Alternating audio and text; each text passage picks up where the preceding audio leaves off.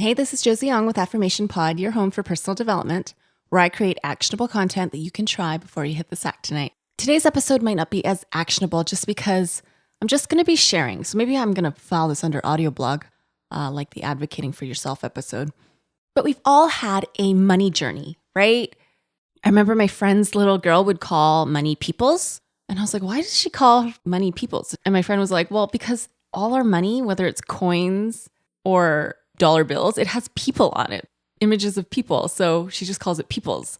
And we don't have a relationship with money like a person or peoples, but we all have a relationship with money throughout our lives. And so here's just like nuggets from my money journey. And I'm going to talk a lot about me and my husband because that's where dating him, marrying him, it really shone the spotlight on my spending comfort zone and my money comfort zone. I'll start with one of our early dates. I live in British Columbia, Canada, and it's about a 3-hour drive from where we are to Seattle, Washington in the US. My husband is a huge Seattle Seahawks, which is an NFL football team, fan, but this was in the summer, so he got us tickets. I love watching live sports, by the way, so this is why he was trying to impress me. He got us tickets to the Seattle Mariners game. We had some time before the game, so we went to the outlet mall, which is just off the highway on the way to Seattle. And I guess he was watching me because he could see which stores I would gravitate to, which ones I didn't gravitate to. Now, I'll say I'm not a shopper. I don't like shopping, especially when it comes to clothes and shoes and all of that, which I think kind of surprised him. But I do have my thing, right? Everybody does. I love kitchen stuff. I love quality, high-end kitchen items, supplies, tools. Yum. That's so fun for me. That Christmas, he bought me a 10-piece all-clad cookware set. And I don't have a full Le Creuset cookware set, but I have a few items. One of my favorite stores to look around in is Williams-Sonoma. And they didn't have a Williams-Sonoma in this outlet mall, but they did have a few kitchen stores. And there was one with just like a bunch of little kitchen gadgets. And there was this item. I was like, wow, this is great. It was a microplane grater. Now, where I live in Canada, I've seen them for $19.99, maybe on sale for $17.99. At Whole Foods, it would be something like $22.99 or something ridiculous, right? And I said, oh, I wanted to really wait for a good sale to buy one of these. And at the store, it was $12.99. And back then, the Canadian dollar and the US dollar were almost the same. So it was basically $12.99. And he was like, you've waited like a year to buy something for $12.99 instead of $19.99? I'm like, yeah, this is awesome. And that's where he realized how different I am from him. I think I used to just get a high from saving money. I remember buying things like a new gym bag on sale, great deal, but I would still look after I buy it at different stores to see, is it the best deal? Did I get a good deal? And I don't know where this exactly comes from. Like, I didn't grow up with a lot of money. I didn't grow up hungry, and I've started to look at my parents' spending habits, and they're more comfortable spending than I am. They're like, if it's good quality and a good price, like they're into value. If it's on sale, great. If it's not, if it's good value and good quality, we may as well purchase it. That's their thing. So I think they're very reasonable. My mom doesn't have anything LV or what's another big brand? I can't think of one. You know what I'm talking about.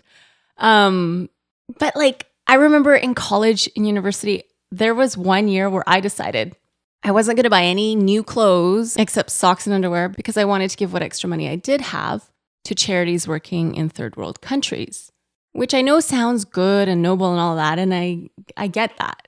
But there was a couple of other layers to it for me. One is it's another great reason to not have to spend money and not have to shop. But another part of it I know looking back now is I didn't like how my body looked back then. I wasn't comfortable in my skin, and I wasn't really treating myself good, like, giving myself gifts or giving myself nice things like a new pair of jeans or a new pair of shoes or whatever it might be. And my next episode is going to be on the emotional meaning of money. So I'm not going to go in that direction here. What I'm going to say is Here's a couple things my husband has suggested, which has been really good for me. One is if I like something, it's under $100, whether it's on sale or not, buy it.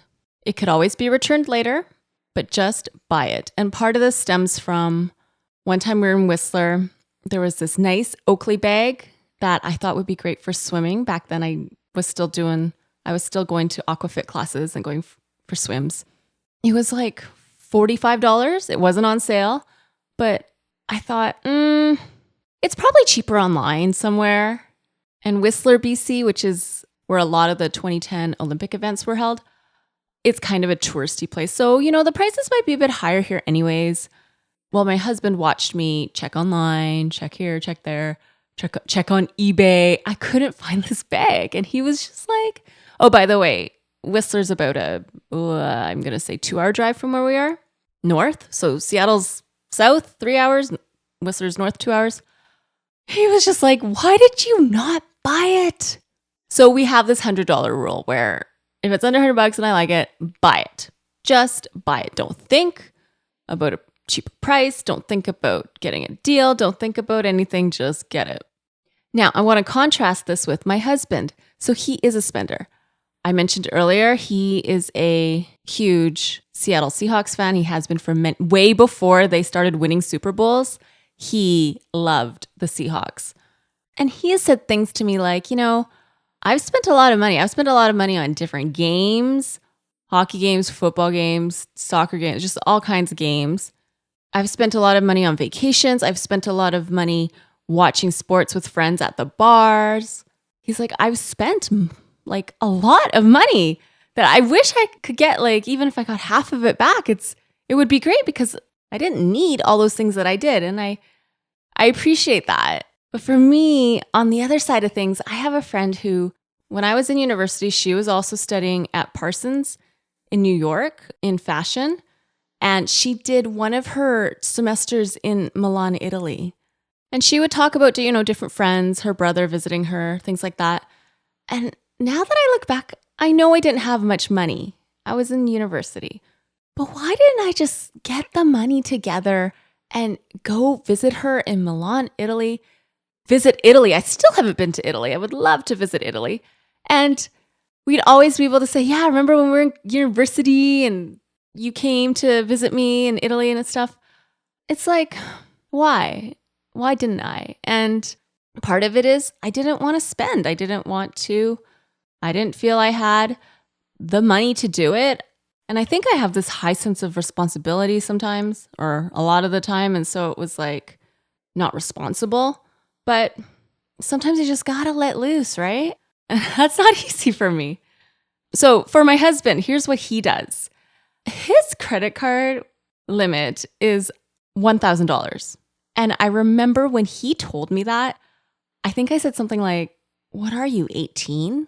Because for me, I remember my first credit cards were like, yeah, they only give you a $500 or $1,000 limit. But for him, he says, I don't want to be spending more than that. I just don't feel like I need to spend more than that. And it's a really good barrier for me. Whenever they try to increase it, I ask them, nope, keep it at 1,000. My husband also has a separate bank account for his savings. So when he gets paid, money is automatically transferred to this savings account, which is not even with the bank that he gets his direct deposit in. It goes to a separate bank. And he says, I purposely do not sign up for online banking of the bank that I have the savings account. Like, it's really like it's not even there. And he says, sometimes I actually forget that it's there. And that's his way of like out of sight, out of mind, because he isn't one to really think too much before spending. We've both grown and changed now that we're together and have a family, but those are the parameters he's set up for himself. My hope for this episode is that what I'm saying might inspire you or trigger an idea where you're like, hey, maybe I'll try that. Or, oh, as I'm listening to Josie, I'm coming up with my own ideas of what I can do with my own money management system. Either way, if there's anything in your financial situation that you're not happy with, that you're not comfortable with, I encourage you to take a look at it. Pull out your problem-solving muscles and think of some solutions, some strategies, some new perspectives that may help you be happier and more comfortable with your finances. Because as we know, and the next month's theme is stress management, money can be a huge, huge source of stress within a person, within a relationship, whether we're good with money or not, whether numbers come easy to us or not. We're all money managers. And so financial literacy, money management, and just your overall health and personal development includes a look at moolah. Again, if you want to get the money management worksheet, it's affirmationpod.com/money management. If it's time to address your spending style and you want to make a shift or a pivot, and you're not sure how to look at your thoughts, your beliefs, your emotions around spending, my mini course, The Change Framework, can help you in this department. It comes with a simple one-page worksheet, and at the end, you'll have a strategy with how to sync with your brain to reach that goal, whatever that goal might be regarding your spending style. You can find the course at affirmationpod.com/change and use promo code MONEY to get $30 off. So that's affirmationpod.com/change with promo code MONEY to give you $30 off. That's it for today. I invite you to join me next week for the episode on the emotional meaning of money. This is Josie Ong with Affirmation Pod, your home for personal development. There are a lot of podcasts out there. Thank you for clicking play, tuning into this one. Bye for now.